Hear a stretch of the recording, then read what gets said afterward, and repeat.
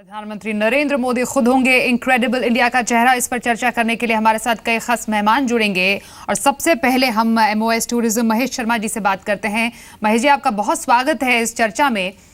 पर्यटन मंत्रालय अब प्रधानमंत्री का इस्तेमाल एक ऐसे चेहरे के तौर पर करने जा रहा है जिससे पर्यटकों को लुभाया जा सके। क्या प्रतिक्रिया इस पर आपकी?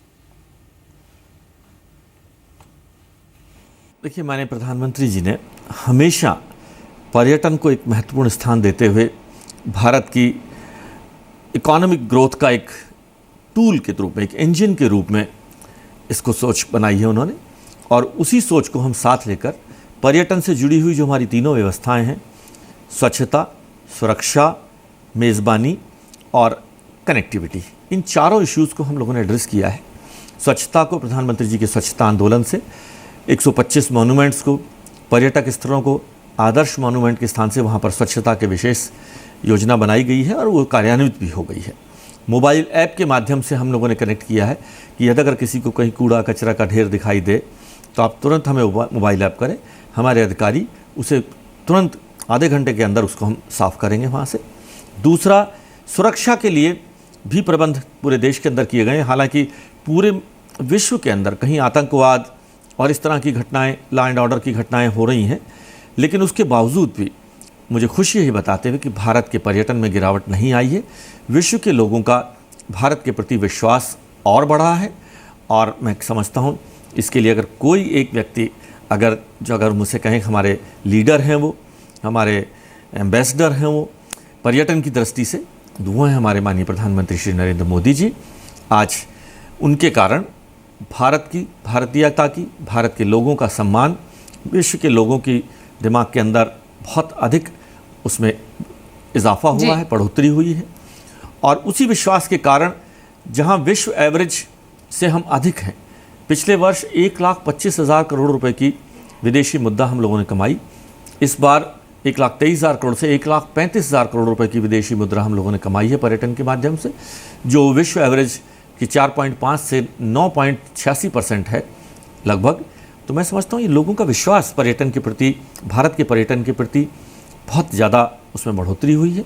और मुझे खुशी है ये बताते हुए भी कि जिन जिन देशों में प्रधानमंत्री जी गए, रशिया को अगर हम छोड़ दें, सभी देशों में पर्यटनों की संख्या में 5% से लेकर 40% तक की वृद्धि हुई है। रशिया एक एक्सेप्शन है, वहाँ से पूरे वर्ल्ड का आउटबाउंड टूरिज़्म, बाहर जाने वाले विदेशी पर्यटकों की संख्या में एक गिरावट आई है। लेकिन बाकी सभी देशों में जहाँ जहाँ हमारे माननीय प्रधानमंत्री जी गए हैं, वहाँ पर 40% तक की, एवरेज लगभग 20% तक के पर्यटकों की संख्या में बढ़ोतरी हुई है। तो मैं समझता हूँ कि हमारा जो सपना है भारत सरकार का कि हम पर्यटन को एक उद्योग के रूप में डेवलप करें, पर्यटन को एक एम्प्लॉयमेंट जनरेटर के रूप में उद्योग इस्तेमाल करें, पर्यटन को एक महिला सशक्तिकरण के बारे में उपयोग करें, और पर्यटन को भारत की घनी संस्कृति, रिच हेरिटेज एंड कल्चर, जो हमारी एक पहचान है, हमारी अगर हम कहें तो अगर भारत के पास जो सबसे बड़ी ताकत है वो भारत की art, craft, rich heritage, culture, history है, उसके कारण भी जो पूरे विश्व के लोगों में भारत के प्रति जागृति बढ़ी है, हम उस ताकत को अपनी को इस्तेमाल करें पर्यटन के माध्यम से। जी महेश जी, क्या आपको लगता है कि ये पीएम मोदी की ही लोकप्रियता है जिसकी वजह से जितने भी विदेशी पर्यटक हैं वो भारत आने के लिए प्रेरित होंगे, ज्यादा से ज्यादा वो इंडिया आना चाहेंगे? देखिए, आज से लगभग 2 वर्ष पूर्व एक निराशा का सा माहौल था देश के अंदर भी, विश्व के लोगों में भी भारत के प्रति विश्वास, फॉरेन इन्वेस्टमेंट के मामले में, FDI के मामले में भारत एक बहुत अच्छा देश नहीं माना जाता। आज उसमें बहुत अधिक बढ़ोतरी हुई है, तो लोगों का एक ओवरऑल विश्वास जागा है। और देखिए, टूरिज्म इज़ बाय परसेप्शन। ये देश अच्छा है, ये देश खूबसूरत है, ये देश सुरक्षित है, ये देश पर्यटन के लायक है। माननीय प्रधानमंत्री जी के प्रधानमंत्री बनने के बाद इस परसेप्शन में भारत के बारे में विश्व के लोगों में एक बदलाव आया है।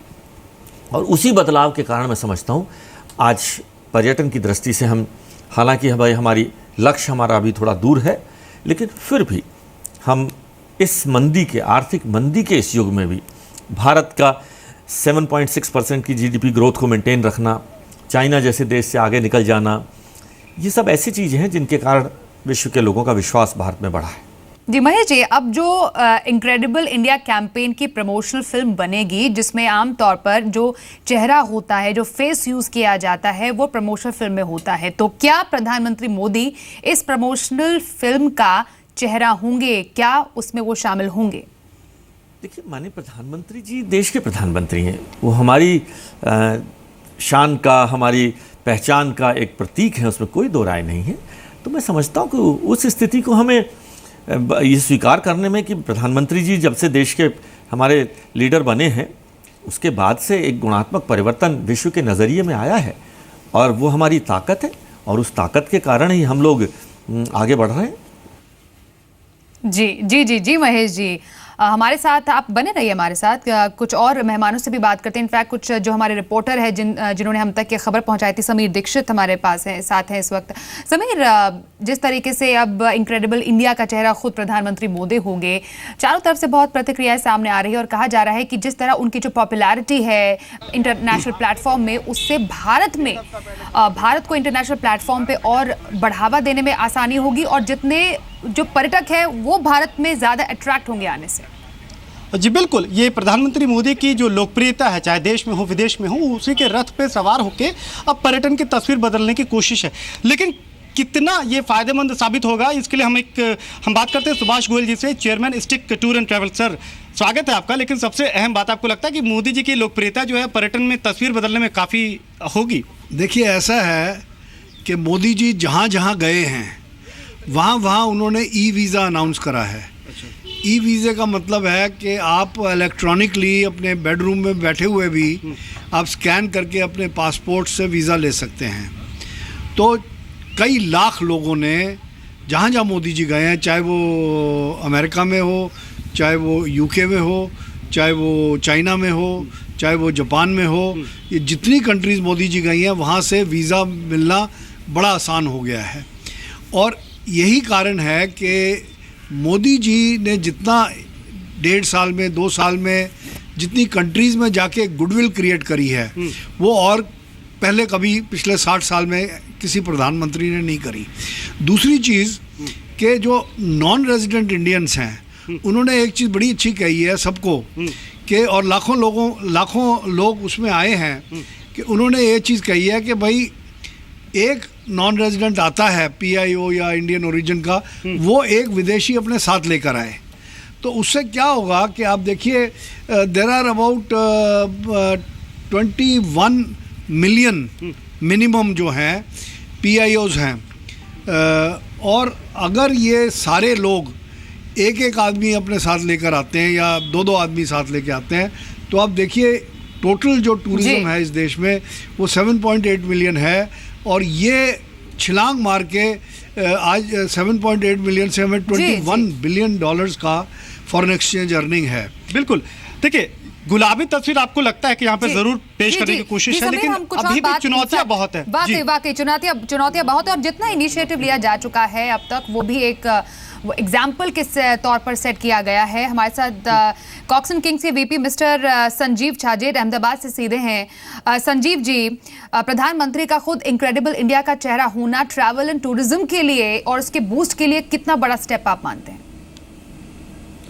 मेरा सबसे पहले ये मानना है कि मैं टूरिज्म डिपार्टमेंट को और एड एजेंसी को बधाई देना चाहूँगा कि उन्होंने इतना बोल्ड और ब्रिलियंट स्टेप लिया, मोदी जी को एक एम्बेसडर बनाकर, ब्रांड एम्बेसडर बनाकर। मोदी जी का लगाव गुजरात में जब वो चीफ मिनिस्टर थे तब से उनका टूरिज़्म के प्रति एक विशेष लगाव रहा है, और अभी जिस ढंग से मोदी जी अगर ब्रांड एम्बेसडर इनक्रेडिबल इंडिया के बनते हैं, तो मेरा ये मानना है कि कम से कम इंटरनेशनल टूरिज़्म जो इनबाउंड ट्रैवल हम कहते हैं, उसमें 20 से 25% का ग्रोथ इमीडिएट ईयर्स के अंदर होने की हम संभावना देख रहे हैं। जी जी जी संजीव जी, हमारे साथ political data scientist Karan Singh भी है। करण जी, बहुत स्वागत है आपका इस पूरे डिस्कशन में। इनक्रेडिबल इंडिया का चेहरा प्रधानमंत्री मोदी के तौर पर जब पूरी दुनिया के सामने आता है, साफ तौर पर एक पॉलिटिकल लीडर और देश के प्रधानमंत्री होने के नाते एक बहुत बड़ा कदम लिया गया है, क्योंकि वैसे ही ऑलरेडी वो इतने ज़्यादा पॉपुलर है इंटरनेशनल प्लेटफॉर्म पर, और ज़्यादा अट्रैक्ट करने में दुनिया के बाकी लीडर्स को ये एक बहुत बड़ा स्टेप साबित हो सकता है। Thank you very much. बिल्कुल ये मैं इस स्टेप को वेलकम करता हूँ क्योंकि ये एक बहुत ही बड़ा इम्पॉर्टेंट सेक्टर है हमारे लिए एज अ नेशन। जैसे महेश जी ने बताया, एम्प्लॉयमेंट जनरेशन करता है।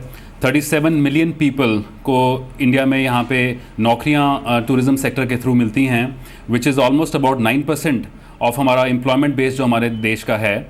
और जो रेवेन्यूज़ हम कमाते हैं इस सेक्टर से वो अगले 10 से 12 साल के अंदर डबल से भी ऊपर होने वाला है। एंड आज भी जो सेक्टर हमारा रफली 6.3% जीडीपी का है, और अगले 10 सालों के अंदर अंदर टूरिज़्म जो सेक्टर है हमारा जीडीपी का पार्ट कम से कम 7.5% हो जाएगा। तो I think I welcome this because इतना बड़ा सेक्टर हमारा है, तो who better than prime minister Modi to lead this initiative. देखिए आप इंटरनेशनल वर्ल्ड लीडर इंडेक्स की जो सर्वे के रिजल्ट्स आए हैं उसमें श्री मोदी जी दुनिया के 7th मोस्ट पॉपुलर लीडर माने गए हैं। सो उनसे बेटर कौन हो सकता है हमारे देश को रिप्रेजेंट करने के लिए। और मोदी जी की खुद की जो story is an incredible story, और दुनिया की जो ऑडियंसेस हैं दे रिलेट टू इट। ये सारी स्टोरी उनके साथ रेजोनेट करती है।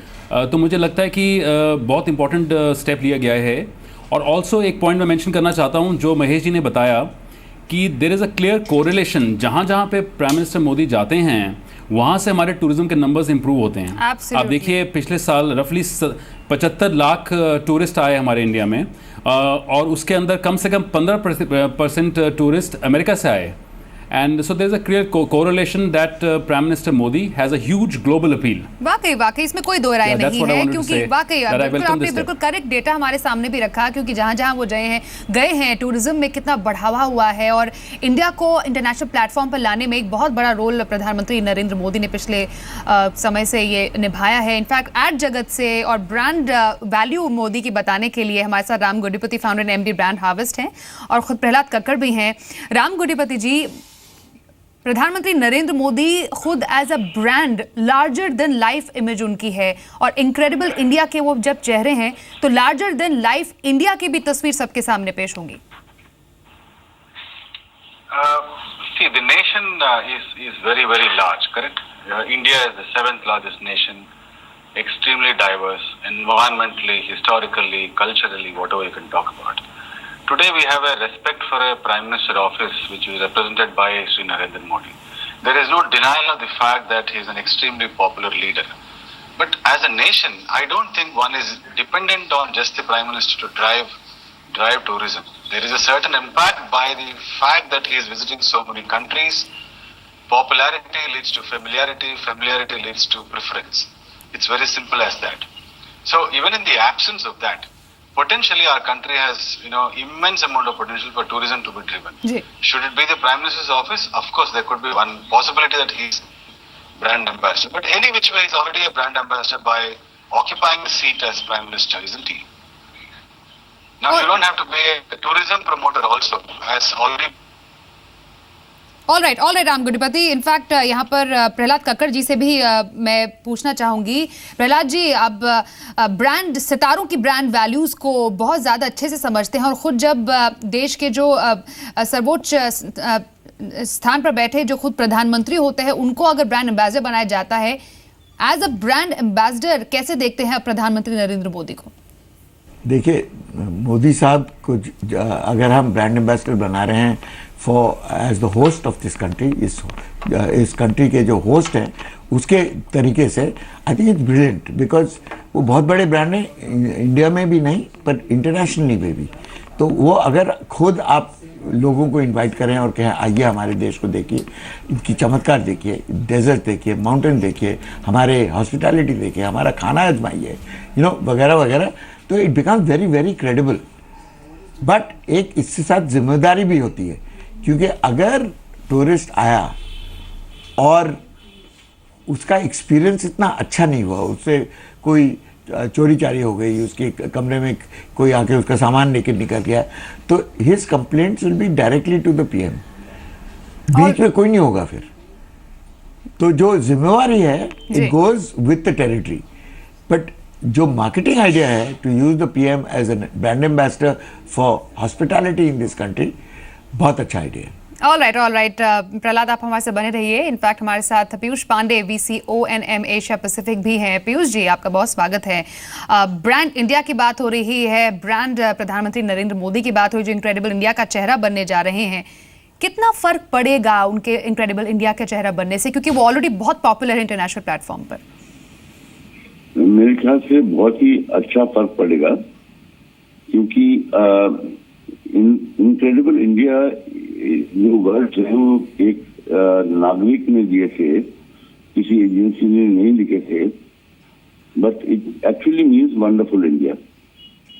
And wonderful India is because of our richness of culture and people and history and everything. And जिस तरीके का काम श्री मोदी ने किया है पिछले 2 सालों में, मैं कहीं भी जाता हूँ लोग कहते हैं कि आपकी कंट्री तो फैंटास्टिक है, and I think that is all credit to him. I think बहुत फर्क पड़ेगा। जी पीयूष जी, वाकई भारत को बहुत ज़्यादा अब इंटरनेशनल प्लेटफॉर्म पर पहचान मिल रही है, और पिछले 2 साल में जहाँ पर भी प्रधानमंत्री मोदी गए हैं वहाँ से लोग एक्चुअली आए हैं भारत में, और अभी ये नीड ऑफ द आवर भी है। लेकिन क्या चैलेंजेस आपको लगते हैं अभी भी बरकरार है इसको लेकर? क्योंकि जहाँ पर तस्वीर देखी जाती है ब्रॉडर वे इंडिया की, कुछ चैलेंज अभी भी बरकरार है, और प्रधानमंत्री मोदी एज ब्रांड एम्बेसडर उनको ये चैलेंजेस को भी पार पाना होगा उससे। तो जिंदगी में हमेशा रहेंगे। चैलेंजेस अमेरिका में भी हैं, चैलेंजेस विदेश की हर कंट्री में भी हैं, और चैलेंजेस हमारे भी हैं। हमको सबको मिलकर काम करना पड़ेगा, एक कोशिश करनी पड़ेगी कि जिससे हमारे चैलेंजेस कम हो। चैलेंजेस कभी जाएंगे नहीं, चैलेंजेस हमारे हमेशा रहेंगे कि कोई ना कोई एक इंसान कुछ गड़बड़ कर सकता है, मगर अगर सब लोग मिलकर काम करेंगे तो शायद चैलेंजेस कम हो जाएंगे। जी बहुत शुक्रिया पीयूष पांडे हमारे साथ इस पूरे डिस्कशन में जुड़ने के लिए। लेकिन बाकी मेहमान हमारे साथ बने हुए हैं। समीर, आपके पास हम आएंगे क्योंकि सुभाष गोयल जी आपके पास है, और जो मैंने सवाल पीयूष पांडे जी से पूछा था, काफ़ी काम इंटरनेशनल प्लेटफॉर्म पर ब्रांड इंडिया की ब्रांड इमेज को बनाने में हुआ है, और खुद प्रधानमंत्री मोदी ने इसकी अगुवाई भी की है। लेकिन क्या अभी भी बहुत काम होना बाकी है? चैलेंजेस कहाँ पर लाई करते हैं? इस सवाल का जवाब जाहिर बात है आप पे सुभाष जी आपसे समझना चाहूँगा। चैलेंजेस की बात है, आपको क्या लगता है कि 5 बड़े वो क्या चैलेंज है कि जब बाहर से कोई पर्यटक देश में आता है तो क्या दिक्कतें हैं जो अभी भी जिसको दूर किया जाना चाहिए? सबसे पहली जो प्रॉब्लम है, जो वीज़ा के लिए सिर्फ 1 या 2 बायोमेट्रिक मशीन्स हैं। हम चाहते हैं और हमने ये रिक्वेस्ट करी है होम मिनिस्ट्री को कि हर काउंटर पे बायोमेट्रिक मशीन होनी चाहिए, क्योंकि अभी जो वीज़ा पे लोग आ रहे हैं उन्हें 1-1 घंटा 1.5 घंटा लग जाता है क्लियरेंस के लिए। हम चाहते हैं कि वो साथ की साथ क्लियरेंस हो जाए। सबसे बड़ी प्रॉब्लम ये है। दूसरी प्रॉब्लम ये है, जो मोदी जी के कहने पे लोग आ रहे हैं और जो टूरिज़्म बढ़ रहा है, तो वो वीज़ा पे आते हैं, फिर इंडिया से अगर उन्हें नेपाल जाना है या श्रीलंका जाना है तो नहीं जा सकते, क्योंकि वीज़ा सिंगल एंट्री है। तो हमारी रिक्वेस्ट भारत सरकार से ये है कि ये डबल एंट्री या मल्टीपल एंट्री होना चाहिए, ताकि इंडिया एक बेस बने और यहाँ से आदमी नेपाल भी जा सके, म्यांमार भी जा सके, श्रीलंका भी, जो सार्क का एक सेंटर इंडिया बनना चाहता है वो बन सके। दूसरा चैलेंज ये है। जी बिल्कुल, जिस तरीके से आपने देखा कि एक टूर एंड ट्रैवल के नज़रिए से आप देखें तो वीज़ा को और वीज़ा मुहैया कराने की जो प्रक्रिया है उसको और सरल बनाने के लिए, और ताकि मल्टीपल कंट्रीज में जाने की सुभाष जी ने कई चैलेंजेस यहाँ पर पॉइंट आउट किए हैं। इनफैक्ट मिस्टर संजीव छाजे जी, आपसे भी मैं जानना चाहूंगी, कुछ ऐसे चैलेंजेस हैं जो अभी भी बाकी हैं? कई एस्पेक्ट्स पे काम हो चुका है, लेकिन इंडिया को एज अ ब्रांड जब पेश किया जाएगा, अब आगे वाले आने वाले टाइम में कौन से चैलेंजेस से पार पाना जरूरी है? चैलेंजेस तो लाइफ टाइम रहने वाली है, लेकिन उसमें प्रमुख चैलेंजेस अगर मैं कहूँ तो थोड़ा इंफ्रास्ट्रक्चर ठीक करने की ज़रूरत है, आवश्यकता है। हमारे जो गाइड्स है, multi language, multi international language speaking guides हमको यहाँ तैयार करने पड़ेंगे। जो केवल रीजनल लैंग्वेज बोलते हैं उससे हमको हटना पड़ेगा। सिक्योरिटी के बारे में हमें थोड़ा सा ध्यान देना होगा। सबसे ज़्यादा अगर बड़ा चैलेंज है तो इंटरस्टेट कनेक्टिविटी, जो टूरिज़्म प्लेसेस है बेसिकली इंडिया के अंदर, हमारे पास में वाइल्ड लाइफ है, माउंटेन्स है, बीचेस है, हमारे पास में हिस्ट्री है, रिलीजियस टूरिज्म है, लेकिन इनको जोड़ने के लिए इंटरस्टेट कनेक्टिविटी और टूरिस्ट स्पॉट्स को कनेक्टिविटी करने के लिए कनेक्टिविटी होने की बेहद जरूरत है। समय थोड़ा कम है। राम गढ़पति जी, आपसे भी मैं यही जानना चाहूंगी, चैलेंजेस कौन से बाकी है जिन पर काम होना बाकी है? I think perception-wise, we could improve a lot in the area of security, safety, convenience. Quick and efficient government.